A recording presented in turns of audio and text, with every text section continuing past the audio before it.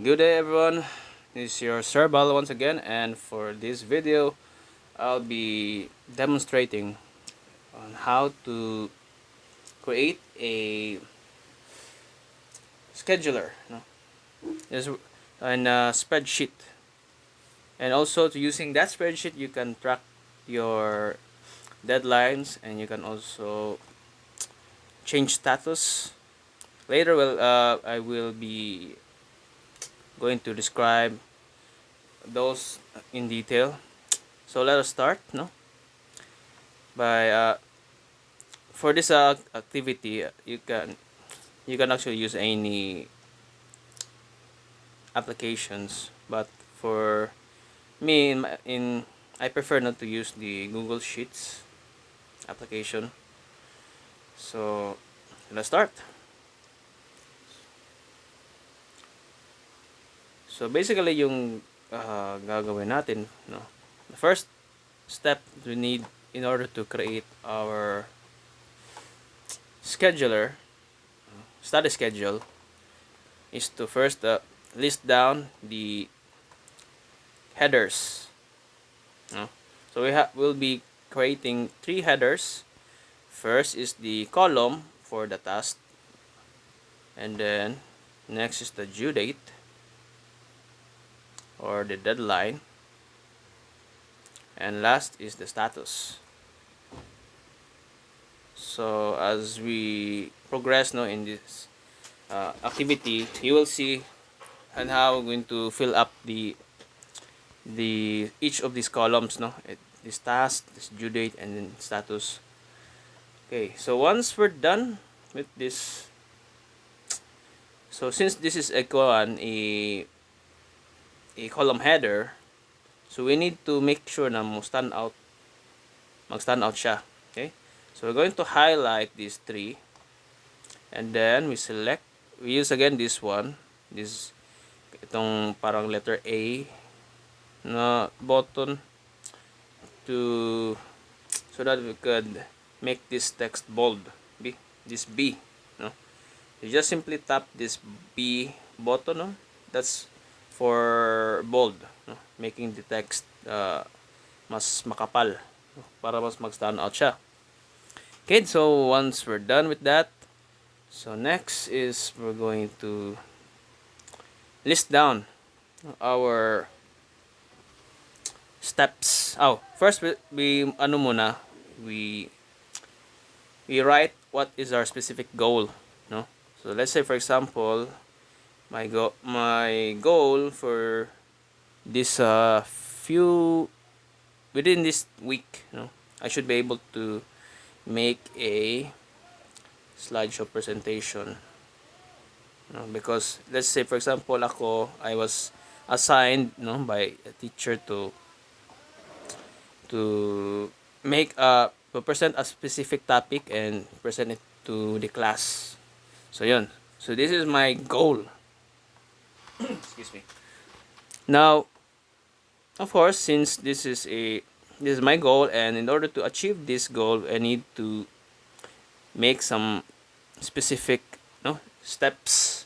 Meron akong susundin na step by step na mga mini goals in order to achieve this main goal ko, which is to create a slideshow presentation. Now, before that, I would like to muna dito to change, kasi itong make a slideshow presentation, lumampas na siya sa column B, sa due date. So we don't want this one na lalampas siya, kasi if we're going to write the date, let's say, for example, 12. Let's make this 12.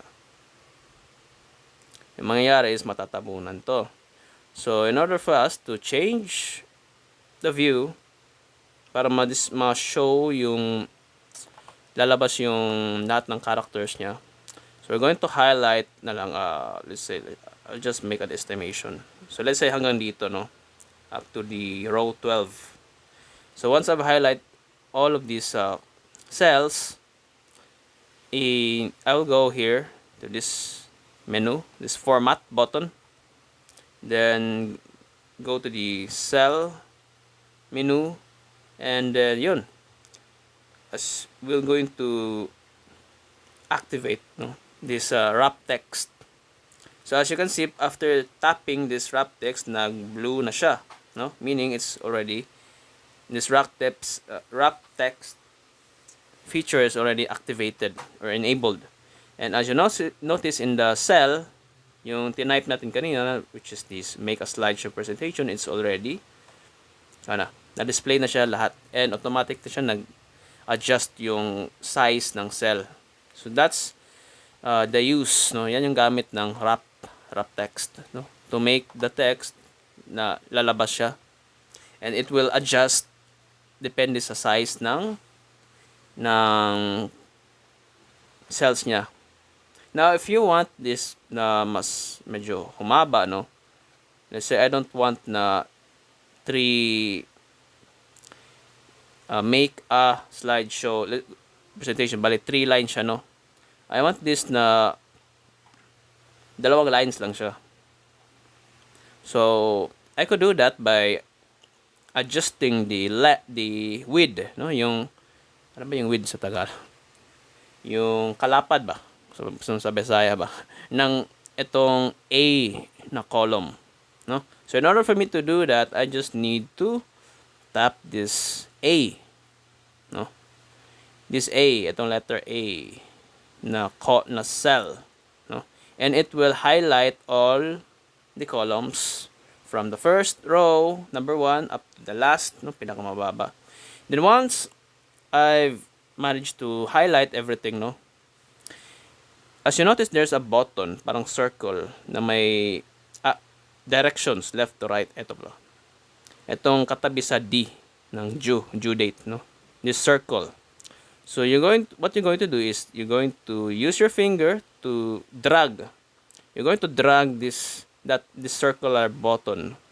Let's say if I wanted this column na mas mas lumapad pa siya, so I will of course drag this circular button to the right side. So I will do that, no? And as you notice, then may parang may line, no? Then after pibitawan ko na, no? And yun. So na-adjust na yung column width. Yung kalapad ng column A. Yan. Okay, I think it's already fixed. So let us okay, sorry. Wala tong due date. No. This is the goal, no? So next is I'm going to list down the goals. What are the specific steps na kailangan ko para ma-achieve ko tong goal na to? So, di ba, first step in making a slideshow presentation for a topic. So, ano ka lang. So, let's first of that is to make, of course, research my topic. Yun. Okay. Then once I'm done researching my topics through Google, next is I'm going to create a PowerPoint, or actually yung PowerPoint is yung pangalan niya lang yan ng software by Microsoft. So in different, let's say sa Google Slides man yung name ng application nila, sa Microsoft is PowerPoint. But the correct term for this for that specific document is a slideshow presentation. Bakit siya tinawag na slideshow? Kasi it's a slides, no? And then show, slideshow. Yun. Oops. Okay, so next, after that, once I'm done creating, no, the slide. Anyway, ito, example ko lang to ha, just to make it mas concrete yung natin. Realistic yung natin, yung scheduler. After that, once I'm done with my research, I've already created my slideshow presentation. Next, of course, I'm going to rehearse. Kasi magpa-practice ako. So that in the in the day of my presentation, hindi na ako magbubulol. Hindi na ako mabubulol kasi alam ko na yung paano ko i-discuss yung topic. Okay, so I think these are the only task, subtasks that I need to accomplish in order to achieve this goal. Make a slideshow presentation. And after that, so once I'm done, I will fill up this due date. So let's say, for example, my deadline should be, I guess, next week. Let's say 15, November 15. Sandali lang. 2021. Yeah. Okay. And of course, I will also assign due dates for my other task. So ito yung pinaka main goal ko, no? The due date is November 15, but of course, I need in order for that to be na ma-accomplish ko 'yan, I need to make sure na meron din akong specific deadlines for this other task, no? So para na let's make this I will change this one, no, para baka balito kayo. So yun, lalagyan ko lang ng label, no, goal, no, just to make a slideshow. This is the due date. Then research my topic. This is the first step. So syempre, if I'm going to make this one, dapat as early as possible naka-start na ako. So let's assume, no, everything that lahat ng nilagay ko dito just examples lang, no, assumptions lang. Kunyari, no, that I am creating, I have a goal that I will make a slideshow presentation. So let's say this research my topic I will need to do this by 11, and then this one by 12. Oops, forgot to add this one. And then rehearse my presentation 11.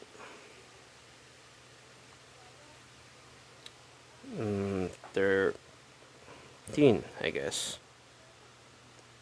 Kasi I need let's say, for example, yung 14, meron akong ibang schedule for that. Perhaps meron akong lakad, no? So that is why I make sure na ma-accomplish ko to by 13, no? So that by 15 I am prepared. Okay, so we already had the due dates or the deadline for each task. So next is, of course, we're going to add the status. So it is important in a time scheduler that ini-indicate mo kung anong status na ng mga task mo, no? So in the status, there are 3 status that I can assign, but you can have your own, depende na lang sa preference mo. So let us first muna highlight these columns. Ito lang muna yung nalagyan ng status. So usually, no, sa status ng isang goal, it can either be pwedeng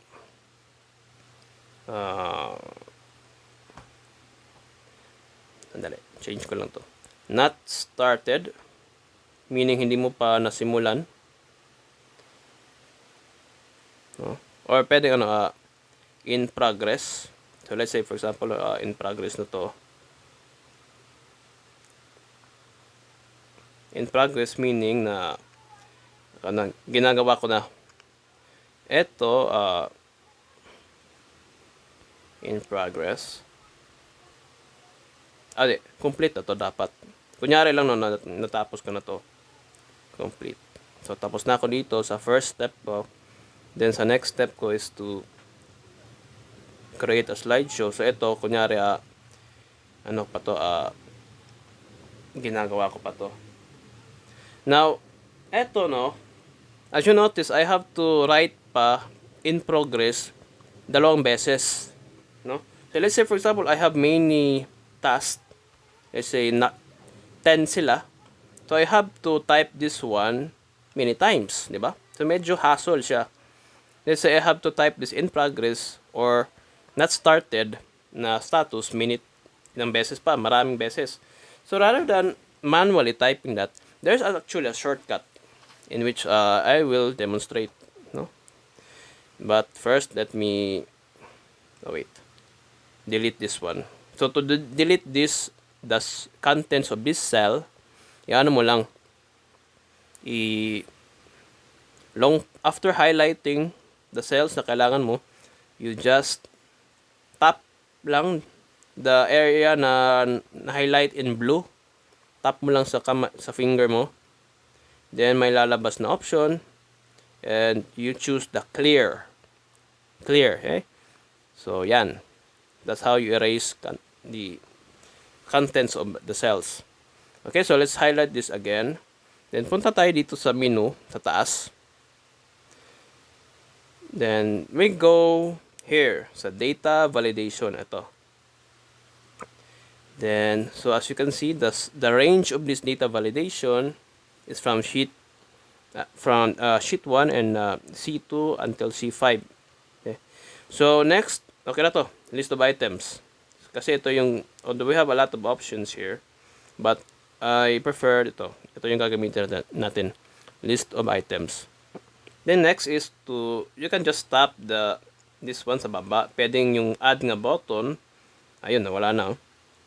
So once nag-change na yung ano niya, so I think you can type na, no?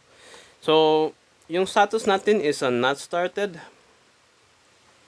But kayong bahala kung ano yung gusto nyo. But we could pwede rin i-adapt na lang to, no? In progress meaning ano pa, ginagawa pa. Okay. Then you can tap this check, no? Para mano siya, yun. So meron na tayong dalawang choices. Then tap this add button, then complete. So this is the third and the last status that I'm going to add. Okay, I think everything is okay. So you have other options here, but let's just leave it for now, no? Ito kasi itong on invalid data, you have options. It has options. Show warning. So kung cell na yun is wala yung content ng cell na yun is wala yung options na to, it will show a warning. Pag reject input, kung wala sa tatlo na to, yung in-input mo sa cell, hindi niya tatanggapin yung input. Okay? But okay, makikita mo man, no? Later, no? After saving this, no? So I will save na this data validation settings. Okay. Yun. So as you notice, after saving, no, yung mga cells na highlight ko, there are arrows na nasa right side ng cell. So which means that I can, no, instead of typing those options kanina, I could just tap the arrow, pwedeng sa baba, no, or pwedeng dito sa cell mismo. Diba sa cell, let's say I'm currently selecting this one, pwede kong i-tap yung arrow dito, and then lalabas yung items dito, na list of 3 items. So kanina, no, not in progress to, diba? So yan. Then ito, research my topic is complete. And then ito, let's say in progress. Tsaka ito, since hindi man ako makaproceed sa rehearse, kung hindi ko pa natapos yung create a slideshow, so I will not started pa to. Yan. Okay, so we're done with the contents of this time scheduler, but we're still not finished yet. Okay, so I'm going to add some few inputs. Let's say for example, na ito humaba, or let's say you have a long list of activities, and it's important na kailangan ma-view mo to, no, task, due date, status. There's actually a way for this one. Itong first row na to, na even if you scroll mo, maano siya, naka-stick pa rin. Naka-freeze. Yeah, yan yung term. Naka-freeze yung cells na to. So when we say it's freeze, itong cells na to mag-a-appear no matter how you scroll. Tap. So let me show you how to do that. Yung gagawin nyo lang is to tap the one row. Ito, one. Okay. So as you notice, by tapping the one, hinighlight niya lahat ng rows. So it's all blue. No? After that, you can tap any of these cells na naka-highlight ng blue. No? Let's say I will tap this task, itong A1 na cell kasi naka-highlight to siya in blue. By tapping this with my finger, no, may lalabas na menu. Cut, copy, paste, paste special. Then you go to this, ito may tatlong dots. So may menu pa yan. Pag tap mo yan, ayun. So lalabas pa yung ibang options. I will choose the freeze. Itong freeze. So that, yan, ma-freeze na yung cell. So I will just tap this check para okay na. And then observe. So as I'm scrolling down, yung task tsaka yung due date and status naka-stick pa siya. So yan yung maganda sa Google Sheets kasi meron siyang mga ganitong features. Yan. Okay. So now this one, itong last na lang na i-add ko, no, additional na lang. Is you could let's say ito hindi kasi to available sa ibang applications, but this is available for the Google Sheets na app. Let's say for example, itong in progress, complete, tsaka yung not started, gusto ko lagyan ng color, no, para hindi ako malito. Let's say for example, yung complete, gusto kong highlight na green para indicate na, oy, kompleto na to. Yung in progress, ibang kulay. Yung not started, red, kasi malala to. Kailangan, red means a warning, di ba? Warning na parang, oy, hindi kailangan ma-start mo na to. Ho. So, let me highlight this one again. And let's go to this format button. Ito, yung A. Again, this is just an optional hindi kasi lahat ng applications meron ito. So, we have here conditional formatting. Select this conditional formatting. Then, my options. Okay, so, this rule, conditional formatting, is only applicable lang from C2 to C5 na cells. Now, we have here format cells if. Ito to. Okay. So, I will change this one to text contains. Let's say, if I want to highlight the complete as green, so syempre ita-type ko complete. So that it will format cells na nagko-contain ng value nga complete. And the formatting style is green. So yun. After that, I will just save. Then, let's exit, no? Ito, just tap this check button. Ayun. So, color green na yung complete, no? And that's good. So what if I want yung not started maging pula? So let me go back again to the ito pala. Format. Then conditional formatting and add. No? You tap this add menu that nasa itaas to create another formatting, conditional formatting na rule. So this time, I want to highlight the cells that contains not started. And I want this to be red. So I will choose this one. Okay, you have 3 options man. Or pwede nga mag-customize, no, if you want. But I think okay na sa akin itong tatlong options na to. Red for not started, and then I'll just save this one. Then not started, yung in progress. So, by the way, i-demonstrate ko lang to kung if you are using Google Sheets, might as well you make this utilize mo tong conditional formatting kasi very useful siya. Okay, so in progress, I will choose the yellow one, yellow highlight. So, meaning all cells that are in progress, that yung background niya is yellow. Okay, so I will tap the save option on top. Oops, sorry. Nagsobra. Okay, so kompleto na. And I will just exit by just tapping this check button. And there you have it. So I have my times, my study schedule. And I managed to list down all my, this is my main goal. And these are my tasks or sub goals. And then I added the due dates, then status. Yun. I think we're done. So if you want to add another goal, no? Let's say this is a by the way, this is a study goal na we're going to create. Although you can apply this to other life goals, no?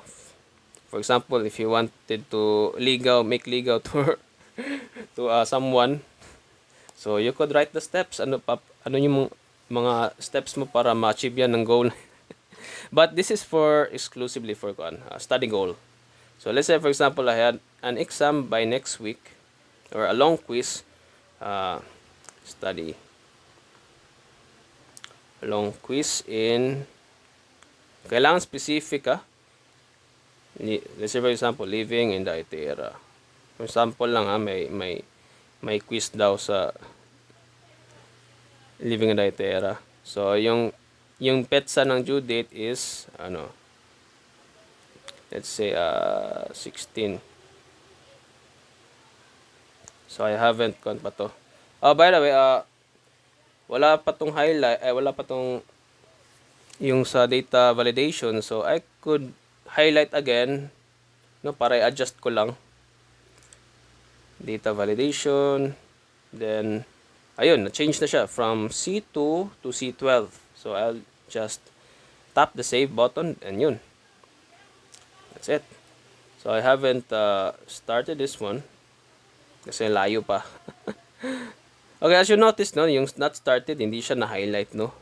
Tapos yung itong C5, na-highlight siya. Kasi yung limit lang na nilagay natin sa conditional formatting is hanggang C5 lang. So we can change this one, highlight again those cells that we need to format. Then balik lang tayo dito sa conditional formatting. And ito, as you notice, C2, C5, yan lang yung limit ng rules. So if you wanted to change this one, let's say I want this one up to C12, so yan, you just update this one. Okay. Oops, sorry.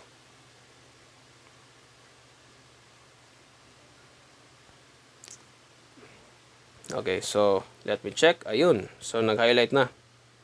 Again, this is just itong conditional formatting, this is just an optional lang gagawin nyo. But for the other stuff, yung freezing, yung wrapping of text, yung paglagay ng task and due dates, tsaka yung data validation, no?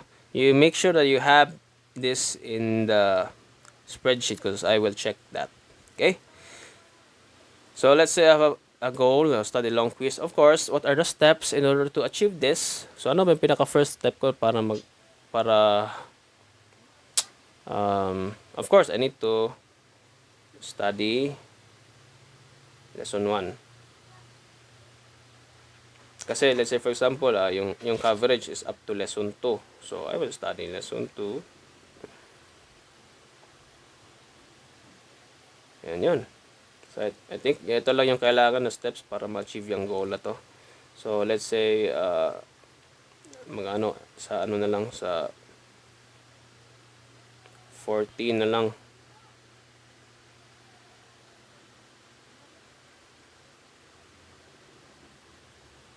Now if you wanted to be more specific, pwedeng may time na. Lagyan mo ng time aside from the date. Space. Let's say 7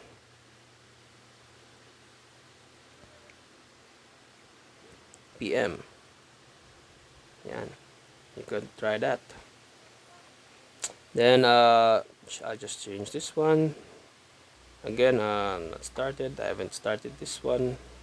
Syempre, kung hindi mo pa na-start to, kung let's say may in progress na dito, let's say natapos na, currently ay ginagawa ko na itong lesson 1, dapat automatic na itong goal na to in progress, diba? Kasi yung value nito is